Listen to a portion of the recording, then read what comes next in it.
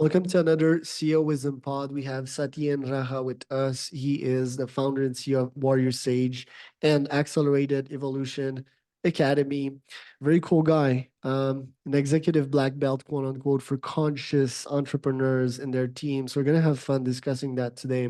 This podcast is brought to you by podpire.com. If you want to start or scale your podcast, you can go to podpire.com. Sat, welcome to the pod. Tell me a bit more about yourself and what you're up to nowadays. Well, I'm a serial entrepreneur. I come from a long lineage of entrepreneurs from my father's side. Mother's side are all social servants, Gandhian in terms of philosophy. So usually oil and water, business and social service and making positive impact back in the day, but those have merged in myself. And so my main focus here is to help enlighten entrepreneurs, enlighten them, unify them, mobilize them for greater good, for higher purpose, for higher mission. I feel us as entrepreneurs, as business leaders, we have the most powerful capacity and gravitas to make the greatest changes on the planet, more than any other group of people, politicians, you name it. We are the ones that are steering the course of our world. So let's shift our consciousness to the next level so that we can steer our own businesses and the world in a really even a much more positive direction. So that's what I'm all about. That's pretty. Can we shift that consciousness as CEOs and founders the quickest way possible, quote unquote? Well, you see, any external change that happens, behaviors, behind the behavior are emotions. Behind the emotions are a thought. Behind the thoughts are beliefs. And at the very beginning of that is our identity. So who we are as an identity, who we are being, generates the thoughts that we have. The thoughts generate the emotions we have. The emotions generate the actions that we do. So many of us leaders, we focus on the external actions, emotions, thoughts, but we don't go back right to the core of our being.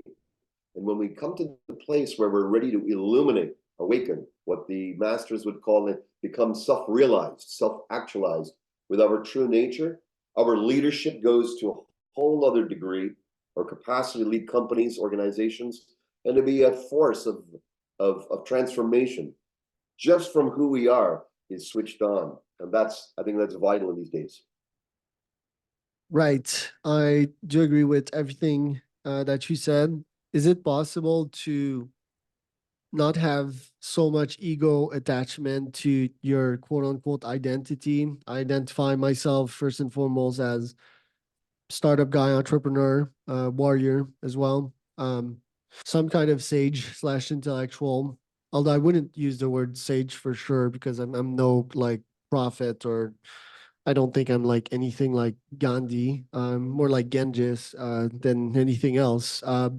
But I don't feel offended when someone comes to me and try to stab at my identity, or at least I don't think I get offended. Is it because I practiced that muscle? Is it because I flow like water, like Bruce Lee? How can one not be so attached by that identity?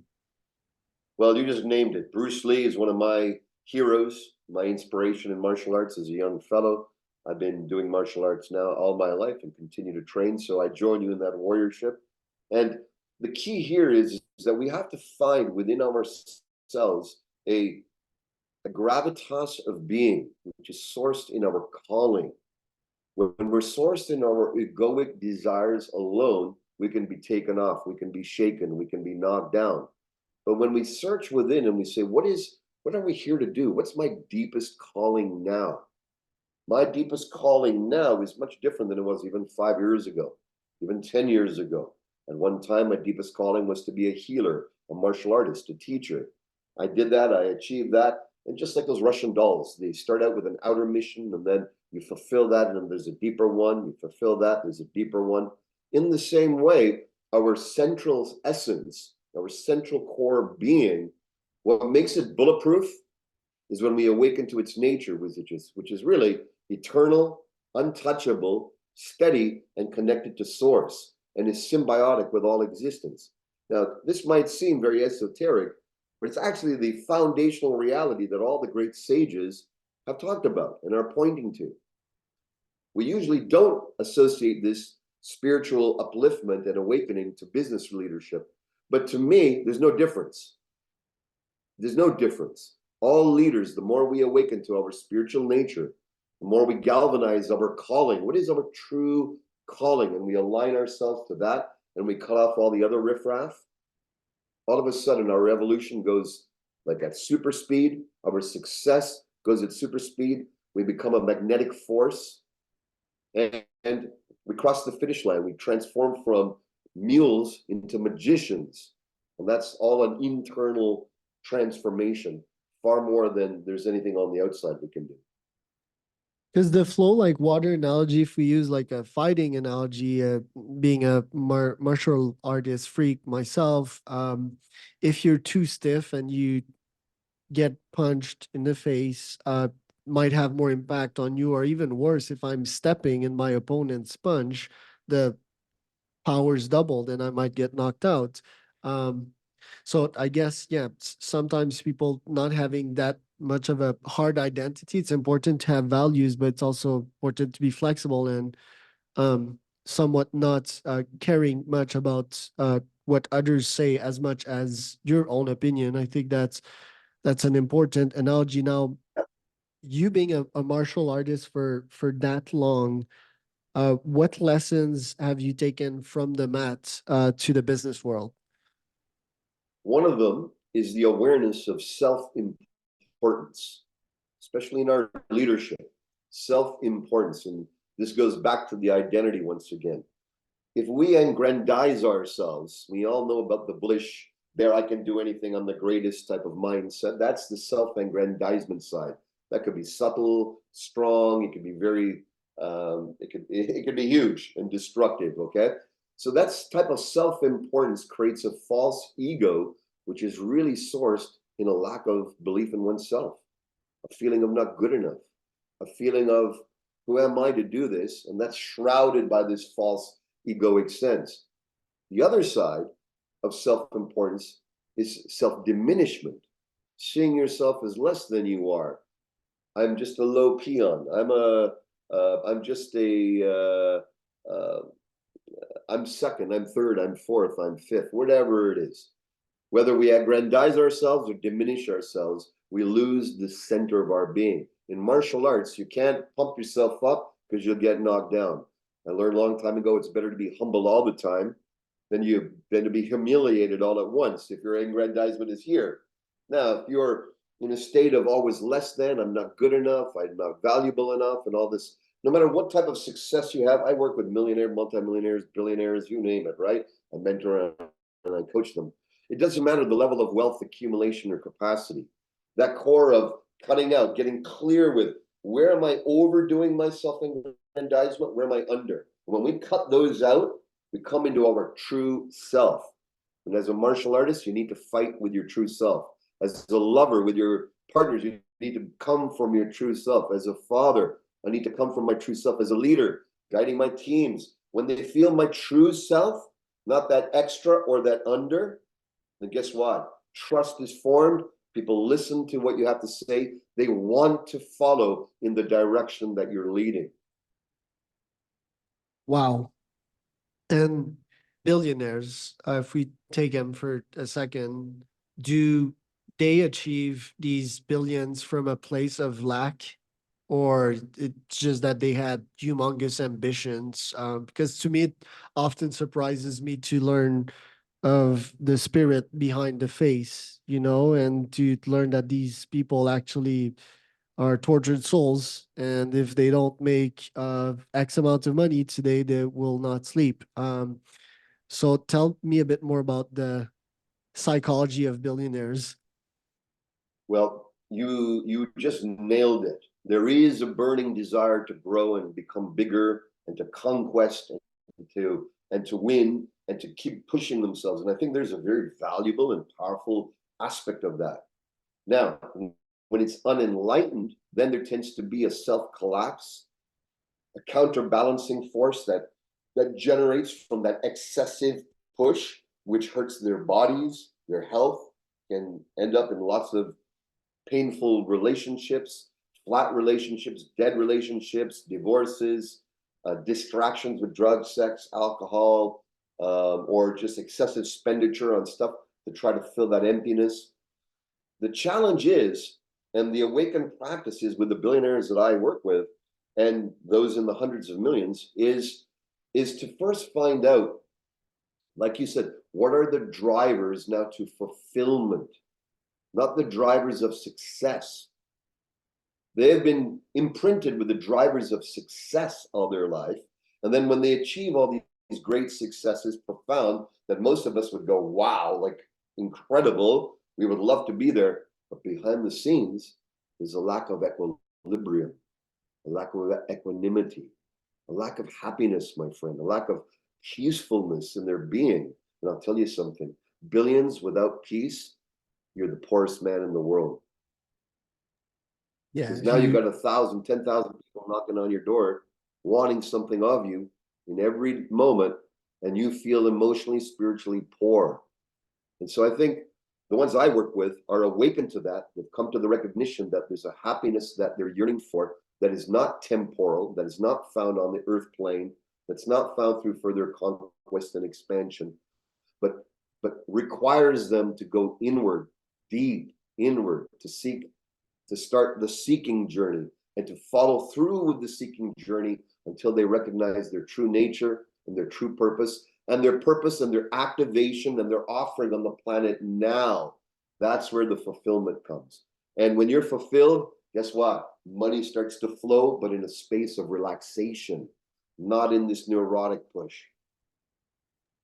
right. And I guess when you live tortured by your own demons for that long, first, you're not happy. And I think that's a good goal to have in life. And second, you don't live for super long. So yeah, interesting point here. Now, on your side, how do you balance conquering vs harvesting, aka your feminine and masculine energy? That's a great question. So, in the way I look at things, the masculine within us is moved by the seeking and the searching and the desire for freedom, the calling to have greater freedom, personal freedom, mental freedom, emotional freedom, spiritual freedom, relational freedom, the time to do what you want, when you want, how you want. And that seeking of freedom is part of our natural pull as a leader, okay? The feminine within us is drawn to the consummation and the flow of love, freedom and love. So what I do to balance myself is I make sure that when I'm really focused and I'm more on the masculine side, we're not balanced. No one is balanced. Very rare people are half and half. And I'll say something controversial here. We're not meant to be balanced. We're meant to be full on what we are. So if I'm 90% masculine and 10%, I'm not meant to be 50-50. If I did that, I'd be lackadaisical, chilling, sweethearty, lovey, soft, but I would have no accomplishment. I wouldn't have that drive. If I was 100% masculine, I'd burn out. If I was only pushing out, I'd burn out because I'm not replenishing myself with the feminine life force of happiness, of joy, of smelling the roses, of loving my body, loving nature, etc., etc. So what I like to do on a self-prescription level, if during a week, during a month, most of my activities are masculine, let's say 70%. But then today, at the end of the day, I've got a team meeting. We're going to celebrate. We're going to have great fun. We're going to go party. I haven't been seeing my executive team in a few weeks. I've been traveling on the road. So we're going to cut loose in the feminine. We're going to enjoy the best of foods, the best of dance, best of entertainment. And so it's important to nourish our being as a leader, giving ourselves the appropriate amount of feminine nourishment, which is usually sourced in nature and health and vitality. And you're a biohacker, I'm a biohacker too. And so for me, those elements where we're cultivating our vitality is really powerful. The masculine, though, is the challenge. We're driven by challenge. We're driven by what's the next challenge that we can overcome. Where's our smallness? Where are we underliving our dharma, our karma, our capacity to make contribution, and challenging ourselves to move beyond that? So to me, that's how we balance it, giving ourselves the right appropriate nurturance so that we're always in a state of equilibrium and wholeness. So we're far more potent as a leader. Right. And just to touch on your previous point, Controversial is an interesting word, right? Because you probably mean by today's society, which is woke quite a lot, but by scientific facts and people that have been through it and that made the effort, we know that going two ways is probably not the right way to go. Initially, we talked about having some sense of identity and feeling offended if people attack that. I think it's important to have some sense of identity, right? 20%, but 80% flowing, because if you're too anchored in your identity, then you'll get hurt. It's the same with masculinity and femininity. If you don't even know who you are and call yourself they, or and you constantly searching for who you are, I think that's a quest for unhappiness. You're just lost. You need to have some kind of reality, know what you stand for values wise. Sexual energy and identity is quite important as well. Absolutely. It's biochemistry, it's testosterone, it's estrogen, but obviously there's a whole bunch of other molecules that flow through your brain. I think it's important for people to understand that and go for science.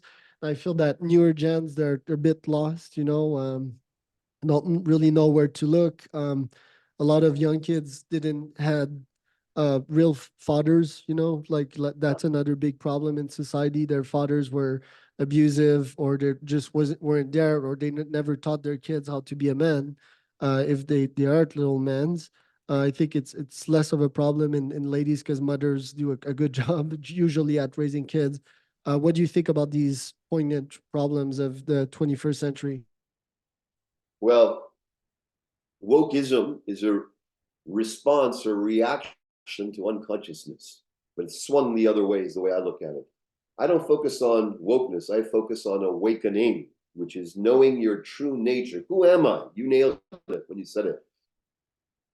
Us as leaders, at this stage in our life, in our maturity, the deepest quest and conquest we can make is asking ourselves, who am I? What am I? As a warrior sage, one of the dial-in questions, one of the laser questions to ask oneself is, what must I do to live, love, and die complete without regret? What must I do to live, love, and die complete without regret? So honestly, if I was asking myself that right now, I've realized over the years that I could have been far more effective. I've been behind the scenes in a way as a mentor, advisor to very powerful people. But I've kept in the shadows for the last 10, 12 years because I liked it that way. Before I had a very prolific, traveling around the world, Tony Robbins lifestyle, thousands of seminars, thousands of people at those workshops. And then I realized, you know what? What must I do now? I can't regret or judge the past of where I lulled, where I fell off. Uh, that's all learning. That's all grist for the mill. But what must I do now without the regret of the past so that I can live, love, and die complete without regret? I believe that that question and answering it and then cutting off all other bullshit that's not that is the fastest way to discover who we are, to live who we are, and to make the maximum impact. And for goodness sake, to be happy, to be fulfilled, not later, starting now. Right.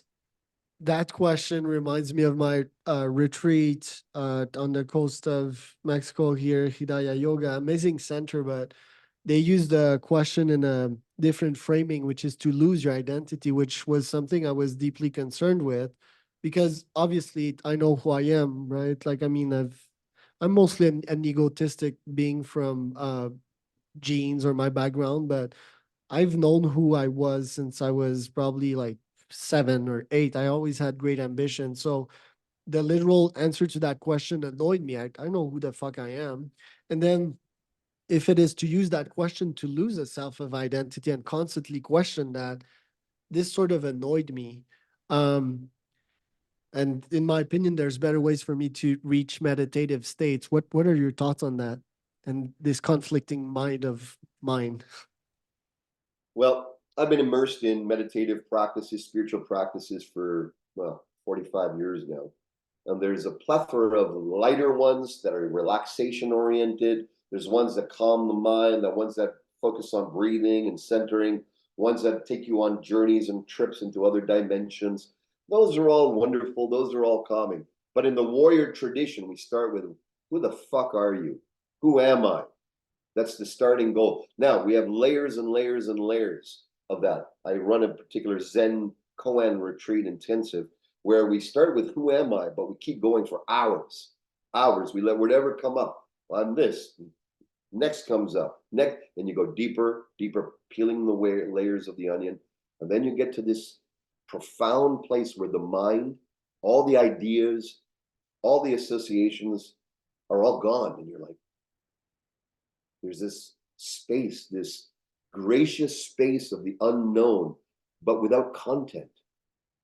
That's when we're ready for enlightenment. And that moment, enlightenment can come, or kensho, as the Japanese would call it.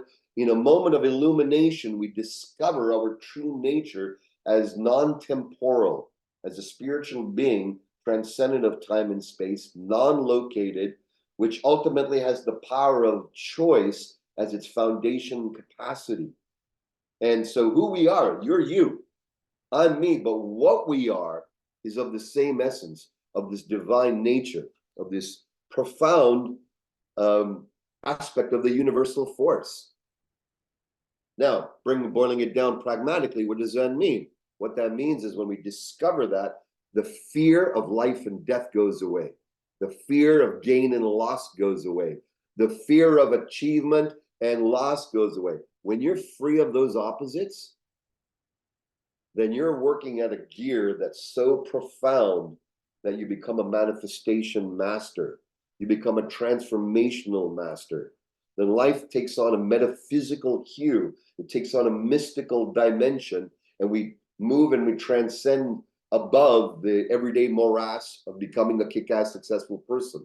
Now we see ourselves as a universal being who's playing the game of a business leader, which is a much different place, easier on the system and transcendent in our rooting. Love that. Want to finish with a couple of rapid fire biohacking wise. What does your day to day look like? I saw the cold plunges, the meditation, the martial arts sessions. Tell us about that. So in the morning, I do meditation. I'll do training workouts, pretty hardcore. I'll do or martial arts, jiu-jitsu. At this stage, I'm studying pretty hardcore Brazilian jiu-jitsu. I'm a purple belt in that.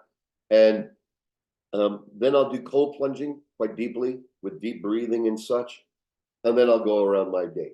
So that's really basic routine that I have. For me, the type of meditation is not just centering meditation. I do a particular unique meditation coming from the Rinzai warrior tradition, Rinzai Zen, which is meant for warriors, which is a self-inquiry process. It's deeper, it's more sharp, and it cuts the noise out of the mind really fast. The physical training sets my day straight, and I like to go strong, 30 minutes hardcore strong. That gets my oxygen up, it gets my energy up, the testosterone boost, and then the cold plunge to drop it right in. And this creates a type of exhilaration that lasts for hours, like hours, you know. And so that's my foundation piece. In the evening, I reverse order that. I go deep into my sauna, turn on the sauna, have a romantic time with my wife, or bring friends and we just chill and we relax. We talk about the day, gratitude, and we just share about gratitude and love. And then a little swim in the pool just to finish off and cool the body, because when the body's cooler, it goes to bed much deeper. So that's my foundation. I wouldn't say firm routine, but a flowing routine, and it changes based on my needs for the day. Relationship wise, any tips for us? If you're with a spouse, keep igniting passion first. Everything else can wait. When you get your wife, in my case, my wife of 37 years, Shakti, Suzanne, Raja, when we keep our relationships strong, our businesses grow, our families grow, our reputation grows, because people can feel that sizzle of our sexual dynamic evoked, of our heart connection. So I didn't used to do that. Before, I put everything first, then I'd come and put my attention on my family, my wife. And I almost lost my life because of that years back. And so when I did, I had an accident. I turned right around and I realized, holy shit, I need to take care of the house. I need to take care of love here. Then my love can grow. And so ignite passion. Keep that as a priority, to keep your sexual life force on point, your love on point. And if you don't know how, reach out. We'll show you. There you go. Last question this year. What are your top priorities? I have a private mastermind mentorship with those in high level, ultra level wealth capacities. And my aim is to bring them all together, awaken them to the next level, and all their teams, their executive teams, are going through our executive black belt training to get them on point, to have the executive black belt mindset of incredible creation. And then what happens is, my aim with that is to mobilize them for the greater good. How can we take our combined resources, our brilliance, our power, and move this planet forward in a way that is good for the all? So that's my big ambition, but it is being done, and so be it. Where can people find out more about you? Come to my website, warriorsage.com. I'm on LinkedIn, Satyen Raja, and I'm also on Facebook. You can hit me up personally if you have any questions. I'm happy to connect.